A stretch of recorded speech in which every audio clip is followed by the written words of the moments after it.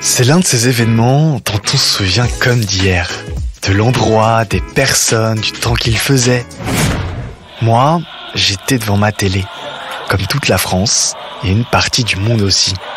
Je me souviens du canapé, des amis que je n'ai jamais revus.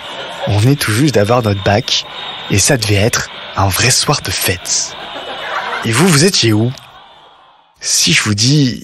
Pas ça, Zinedine. Non. Oh non. Oh non, pas ça. Pas aujourd'hui, pas maintenant, pas après tout ce que tu as fait. Si vous avez plus de 20 ans ou accès à YouTube, vous me répondez « Ah oui, le coup de boule de Zidane sur Materazzi, la finale de la Coupe du Monde 2006. » Les émotions ont ce pouvoir. Elles impriment les choses. Elles leur associent une image, un moment, une odeur. Elles nous font réagir. Et vous savez qui d'autre le fait? Les pubs que je vois sur mon smartphone. Certaines provoquent en moi le même sentiment de rage qu'a dû ressentir Zizou avant de se pencher en avant. Et d'autres m'attendrissent.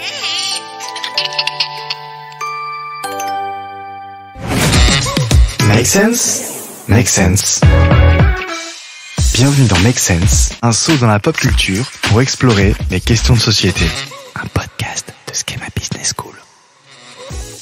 Mais alors pourquoi les marques jouent-elles avec nos émotions? Pourquoi les émotions et pas la raison? Pourquoi, pour l'énerver, Materazzi a-t-il choisi d'insulter Zidane plutôt que de lui prouver par A plus B qu'il avait plus de cheveux que lui? Pour me répondre, j'ai décidé de rejouer le match. J'ai invité une Italienne, Isabella Socia. Elle a écrit un livre sur les émotions et le comportement des consommateurs et dirige le centre de recherche Marketing Interactions à Schema Business School. Mais j'entends déjà son accent chanté. On se retrouve sur le terrain. Bonjour Isabella Socia. Bonjour Kevin. Et vous étiez où le 9 juillet 2006 vers 22h? Je me rappelle très bien, j'étais à Milano, ma ville. J'étais dans la grande place de Milano, qui c'est Piazza Duomo, avec les grands écrans. Et avec des amis, on voyait les matchs. Et vous et les gens qui vous entouraient, vous avez réagi comment quand Zidane a adressé son coup de boule à Materazzi? Avec une grande surprise. La surprise, c'est une émotion qui peut être négative ou positive. Et pour nous, c'était une belle surprise positive. Un peu moins pour nous. Et à la place de Zidane, vous auriez réagi comment, vous? C'est difficile à dire. Mais vous savez, Zidane et moi, on partage la même culture, on est des Méditerranéennes, et peut-être, c'était probable, j'aurais réagi de la même façon. La réaction de Zidane est instinctive, mais Materazzi, lui, il a provoqué cette réaction, il a cherché à jouer sur les émotions de Zidane pour provoquer une réaction négative. En fait, je ne dirais pas que c'était instinctif. Il y a une théorie psychologique qui exprime et décrit la situation très bien, que c'est la théorie cognitive des émotions. Alors, Materazzi, il a donné un stimulus à Zidane. Il y avait des mots qu'on ne connaît pas. Il a un raisonnement sur ces mots. Et comme conséquence, il y a une émotion. Et là, il y a eu la rage. Pour chaque émotion, selon la théorie cognitiviste, on a une réaction. Et la réaction, là, c'était la frappe. Donc, si je résume, Materazzi a insulté Zidane, ce qui a envoyé un stimulus à Zidane. C'est la première étape. Ensuite, il y a eu une émotion. Il y a eu, avant l'émotion, un raisonnement sur le stimulus qui s'appelle appraisal. Cet raisonnement peut être conscient ou inconscient. Ce n'est pas important. Il y a eu une élaboration du stimulus. Et suite à ça, il y a eu une émotion. Donc, la réaction de Zidane n'est peut-être pas si instinctive que ça? Non, pas du tout. Ça, selon la théorie cognitiviste. Après, il y a des autres théories qui disent plutôt que les émotions sont instinctives. Est-ce que, à vous, Kevin, ça vous arrive d'éprouver des émotions instinctivement? Je réfléchis, mais ça ne me vient pas comme ça. Est-ce que vous avez un exemple? Est-ce que vous buvez de l'alcool, par exemple? Ça m'arrive. Alors, dans ce cas-là, vous pouvez expérimenter, vivre une émotion sans un stimulus avant. Et ça, c'est vrai, c'est intéressant, mais pas trop intéressant pour les marketing managers. Pour les marketing managers, c'est intéressant de manipuler les émotions pour avoir des réactions intéressantes. Ok, alors on peut imaginer que Zidane n'avait pas consommé d'alcool ce soir-là. Qu'est-ce qu'on cherche à combler finalement en réagissant à une provocation? Alors, c'est en compensation. Nous, on fait expérience d'émotion et on cherche avec notre réaction de compenser si vous voulez, Kevin, une sensation de pas nécessairement confortable qu'on arrive à vivre. Vous voulez dire que la provocation nous met dans un état d'inconfort et que notre réaction intervient systématiquement pour combler cet inconfort par une action qui nous semble appropriée? Dans les cas des émotions négatives, c'est le cas. Générer des émotions, pourquoi est-ce que c'est primordial pour faire du marketing? Pourquoi joue-t-on sur les émotions et pas sur la raison ou d'autres ressorts intellectuels ou psychologiques? Pour résumer, pourquoi est-ce que Materazzi a insulté Zidane au lieu de chercher par A plus B à lui expliquer qu'il avait plus de cheveux que lui? Parce que les émotions sont très puissantes quand on veut stimuler une réaction. On peut prendre des décisions sans les émotions, mais c'est plutôt difficile. Il y a un médecin portugais qui s'appelle Damasio, il est un expert de neurologie. Il a fait des études sur des personnes qui ne sont pas capables de ressentir des émotions. Il a démontré que pour cette personne, c'est très difficile de prendre des décisions, par exemple. Toutes les fois qu'on vit une émotion, on est plus capable, plus efficace dans la décision et dans l'action. Donc si Zidane n'avait pas été capable de ressentir une émotion, il n'aurait pas frappé Materazzi. Certaines émotions sont-elles plus efficaces que d'autres pour provoquer une réaction? Alors, dans le marketing, l'émotion la plus étudiée dans l'histoire, c'est la satisfaction des consommateurs. Mais il y a aussi des autres émotions qui sont super intéressantes pour un marketing manager pour déterminer, par exemple, la fidélité ou pour déterminer l'achat, pour déterminer la bouche à oreille, par exemple. Dans mon livre Emotion and Consumption Behavior, j'ai décrit des émotions autres à la satisfaction des clients. Par exemple, l'orgueil et par exemple la gratitude, si vous restez sur les émotions positives, ou plutôt sur les côtés négatifs, la culpabilité, la honte, sont des émotions très intéressantes et des émotions que le marketing manager est capable de manipuler. Alors justement, je propose de prendre des exemples de publicité. Je pense notamment à cette publicité sur le luxe qui me revient, où on voit un père qui porte une montre de luxe et son fils sur son épaule. Et ce commentaire de la marque de luxe, vous ne possédez pas vraiment cette montre, sous-entendu, vous allez la léguer de génération en génération. Qu'est-ce qu'on veut nous faire sentir? Alors, ce sont des publicités qui jouent beaucoup avec les émotions. Là, la chose qu'on veut faire, c'est de réduire la sensation de culpabilité qui est liée souvent au bien du luxe. L'idée, c'est tu n'achètes pas la montre pour ton plaisir, tu n'achètes pas la montre comme acte égoïste, tu achètes la montre pour tes enfants. C'est un acte altruiste. Et ça, l'idée, c'est de réduire la culpabilité et la réduction de culpabilité a comme conséquence l'achat du bien. Alors ça me fait penser aussi à cette publicité qui avait fait polémique à l'époque pour Glidden, une application de rencontre extra-conjugale, et qui disait directement dans le métro, à la vue de tous, que tu es belle. Depuis quand n'avez-vous pas entendu ces mots? Et là, encore une fois, on veut réduire le sens de la culpabilité. Là, le bien proposé, c'est une transgression, en fait. C'est tromper son mari. Pour vendre cette application, pour vendre ce produit, l'idée, c'est de réduire par avance la culpabilité qui peuvent expérimenter la consommatrice. En anglais, on appelle ça anticipated emotion. Les émotions qu'on peut vivre à l'avance d'acheter un produit. Dans ces cas-là, nous, on est intéressé à réduire ce sens de culpabilité pour inciter la femme à s'inscrire dans l'application, par exemple.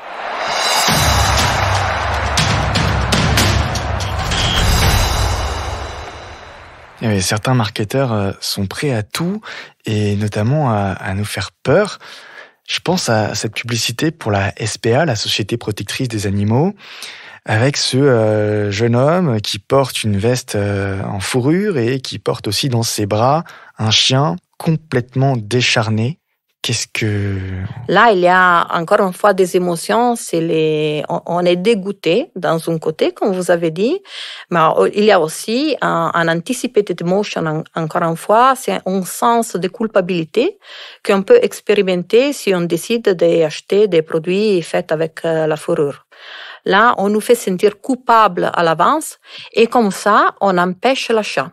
Là, dans les autres exemples, on souhaitait réduire la culpabilité et là, avec la SPA, on souhaite l'augmenter. C'est ça. Et dans un cas, on cherche à générer une action et dans l'autre, à l'empêcher. Exactement. Ok, je pense également à cette publicité contre le sida où l'on voit Wonder Woman affalée dans un lit d'hôpital sous perfusion avec un teint cadavérique. Et ce commentaire, on est tous concernés par le sida. Oui. Là, Kevin, comme vous dites, c'est un paradoxe. Vous voyez un super-héros qui est en train de mourir à cause d'une maladie terrible comme le sida. Et là, l'idée, c'est d'augmenter la peur dans les consommateurs en face à la maladie. Et l'action qu'on veut amener dans ces cas-là, c'est l'utilisation des préservatifs, par exemple. Alors, encore une fois, si on veut reprendre la théorie cognitiviste, il y a un stimulus qui est la publicité. Il y a une émotion, que c'est la peur. Il y a une action, que c'est l'utilisation du préservatif.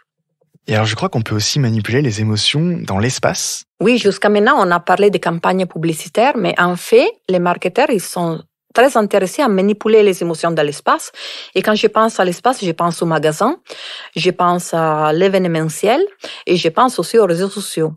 Quand je pense au magasin, je me rappelle d'une étude qu'on a faite dans une IKEA où on a mis en application la théorie cognitive des émotions et dans les cas spécifiques, un modèle qui s'appelle PAD, Pleasure, Arousal et Dominance.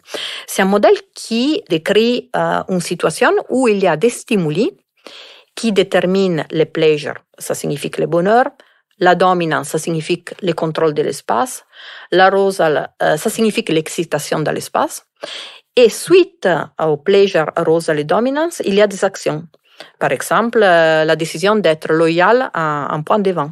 Dans les cas IKEA spécifiques, on a étudié par exemple l'utilisation de la couleur, l'utilisation des sons, l'utilisation de la lumière. Et là, ils sont des stimuli qui déterminent une sensation d'arousal. Et c'est l'arousal qui détermine, par exemple, notre désir d'être en contact avec le personnel du magasin. On a vu, par exemple, qu'il y a les parcours, les layouts, qui nous donnent la dominance comme sensation principale à vivre. Ça signifie que le contrôle de l'espace, la bonne sensation de contrôler l'espace autour de nous. Et ça, par exemple, c'est très rassurant et nous donne l'envie d'être loyal au point de vente, par exemple. IKEA fait tout pour qu'on se sente rassuré, pour qu'on ait envie de s'adresser aux vendeurs et qu'on revienne dans le magasin. Exactement, oui. Et pour faire ça, il utilise tous les stimuli à disposition de l'espace. Est-ce que ça veut dire aussi que Zidane aurait réagi différemment si Materazzi l'avait provoqué dans un IKEA plutôt que dans un stade? Peut-être que le contexte, il joue un rôle dans ça. Et vous disiez que la même logique spatiale s'applique pour les sites internet ou les réseaux sociaux?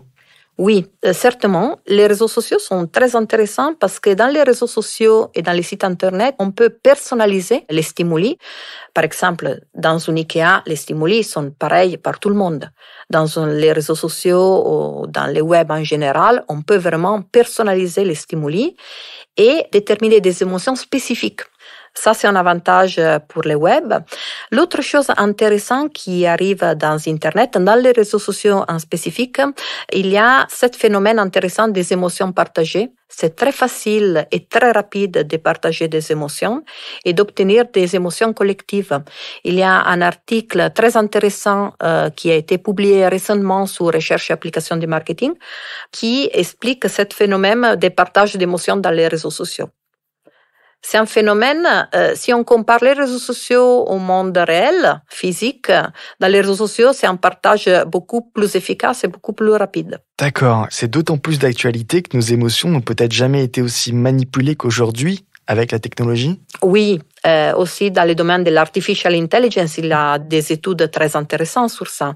Il y a un collègue de Skeba qui s'appelle Zhengzhen Zhao, qui a publié en 2022 sur les journal Information and Management un article super intéressant sur la capacité des avatars et des assistants artificial intelligence à nous donner des émotions comme l'amour, par exemple. On tombe amoureux des avatars. Et ça, c'est démontré par une collecte de données faite par notre collègue. Alors, je commence à m'inquiéter. Est-ce que ça marche aussi en politique ? Oui, les émotions sont très utilisées en politique aussi. Il y a des campagnes politiques très émotionnelles. Pensez par exemple à la dernière campagne politique de Joe Biden pendant les dernières élections américaines. Alors là, il y avait Biden contre Trump.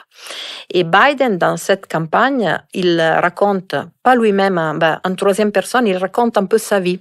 Biden est un homme qui a vécu des expériences très négatives. Par exemple, il a perdu 2 enfants, il a perdu sa femme. Dans la campagne, il raconte ça.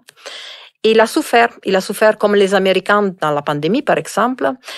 Et pour ça, il est capable de comprendre les souffrances des Américains. Et il démontre aussi comment on peut survivre aux souffrances, faire face à ça. Et les émotions qui sont manipulées là sont plutôt l'orgueil américain et aussi l'espoir. Et ce sont 2 émotions qu'on arrive à vivre très fortement dans la campagne de Joe Biden. Justement, c'est la question que je me posais. Est-ce que ça marche de la même façon chez tout le monde ? Est-ce que Joe Biden, par exemple, aurait fait recette en Asie ? C'est plus difficile de jouer avec l'orgueil en Asie. L'orgueil, c'est plutôt une émotion expérimentée dans les cultures plus occidentales. Dans les cultures orientales, il n'y a plus la modestie, il n'y a plus l'humilité. L'orgueil, ce n'est pas trop à la mode.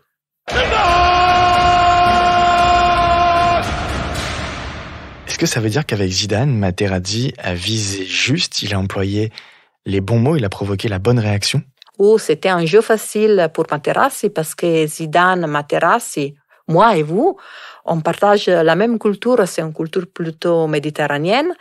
Et là, Materazzi, il connaît très bien les stimuli qu'il pouvait jouer et il connaissait très bien la réaction que Zidane il pouvait avoir. Ça veut dire que Zidane et Materazzi parlent la même langue émotionnelle ? Oui, parce qu'ils partagent la même culture. Et en partageant la même culture, c'était facile pour Materazzi de manipuler les émotions de Zidane. Mais alors ça pose la question de la responsabilité sociale du marketing aussi. Oui, jusqu'à maintenant, on a un peu comparé les marketing managers à les méchants Materazzi, mais c'est pas toujours le cas. C'est vrai que la manipulation des émotions qui est faite par les marketing managers, c'est opportuniste, c'est vrai, dans beaucoup de cas. Dans des autres cas, on manipule les émotions pour le bien de l'humanité. Vous avez, par exemple, cité avant la campagne contre les sida, et c'est un bon exemple. Et dans le cadre du réchauffement climatique, par exemple ? Oui, dans le réchauffement climatique, c'est intéressant, par exemple, de manipuler les émotions morales pour voir si suite à ça, il y a des bonnes pratiques mises en place par les consommateurs. On est en train d'étudier ça avec des collègues à Schema. On a fait une étude, on a comparé un peu les réactions aux émotions morales des Français et des Américains. Quand je parle des émotions morales, je pense par exemple à la rage. La rage, c'est une émotion morale. Mais alors, on avoue que les Français et les Américains, ils sont capables d'eux de vivre des fortes émotions morales face au changement climatique. Par contre, il y a des caractéristiques personnelles qui sont très différentes entre les 2 cultures. Par exemple, on avoue que côté politique, en Amérique, il y a de grosses différences entre les démocrates et les républicains. Les émotions morales qui sont vécues par les démocrates en face au changement climatique sont beaucoup plus fortes que les émotions morales qui sont vécues par les républicains. Ce n'est pas le cas en France. En France, il y a, on va dire, un esprit critique partagé entre les différentes orientations politiques. Vous voulez dire qu'en France, on râle tout le temps, quelle que soit notre dimension politique. Et c'est une bonne nouvelle parce qu'on a plus d'esprit critique. Exactement. Dans le cas du changement climatique, c'est le bon côté de la médaille, oui. Mais alors justement, on parle d'esprit critique. Quels sont les mécanismes de défense que l'on peut mettre en place face au marketing ? Comment peut-on se défendre en tant que consommateur, citoyen face à l'influence du marketing ? Comment devenir un consommateur citoyen responsable? Comment rester acteur conscient face au marketing? Kevin, je suis plutôt optimiste dans le sens que, par exemple, moi et vous, on est capable de se défendre dans la manipulation faite par les marketeurs. On a la capacité de faire ça. C'est vrai, d'autre côté, qu'il y a des situations où on est beaucoup plus fragile et il y a aussi des cibles qui sont beaucoup fragiles. Si je pense à Materazzi et Zidane, Zidane était dans une situation de fragilité. C'était la fin du match. Il était fatigué, il était stressé. Il était une victime très facile pour les méchants Materazzi. Une Italienne qui parle du méchant Materazzi, j'ai quasiment réussi ma mission.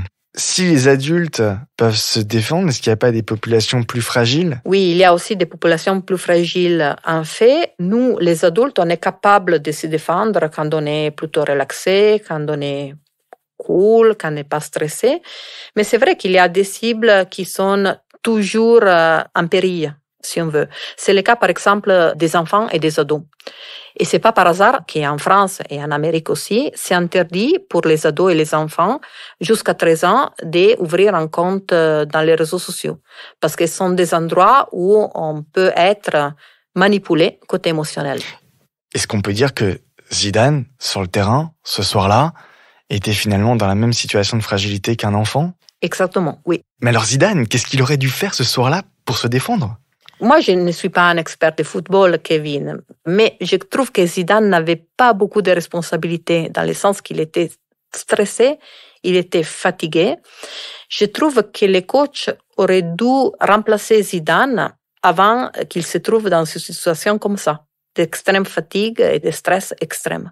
Et voilà, c'est encore la faute de Domenech. Si Isabella avait été notre coach, on aurait encore gagné la Coupe du Monde. Heureusement, ce n'était pas le cas. Merci Isabella Socha. Merci Kevin. Quelle émotion cet épisode vous a-t-il inspiré? Pour nous le dire, likez-le et commentez-le sur votre plateforme préférée. Vous pouvez même vous abonner à Make Sense et vous laisser surprendre par les autres épisodes. Et pour en savoir plus sur les différents programmes de Schema, rendez-vous sur schema.edu.